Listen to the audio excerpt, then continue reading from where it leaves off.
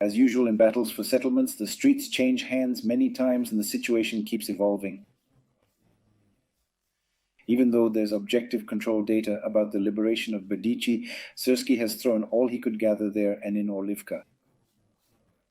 Not even an Abrams tank was spared in Berdichi. It truly burned down. That was actually the second Abrams. In essence, battling continues in the outskirts of Orlivka and Berdichi deep into the night. The outcome is pretty clear, but it's the Russian armed forces that are pushing forward. Essentially, Semenovka remains a thorn in the side, from where Syrski is sending reinforcements to Berdichi and the defenders of Orlivka, who are getting crushed there. In fact, after liberating Orlivka, it's possible to stop there and fortify on the achieved front lines. As I've said before, I find further westward advances unproductive considering the strategy that our armed forces are currently using.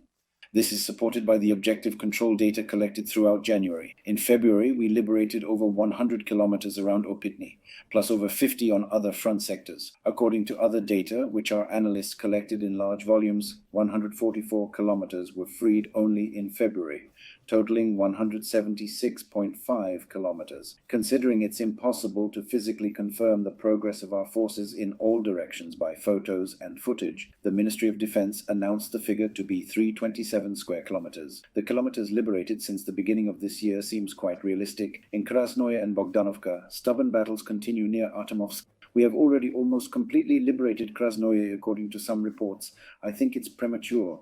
But again, the fighting in the village is unpredictable and the enemy is bringing in reinforcements there as much as in other directions.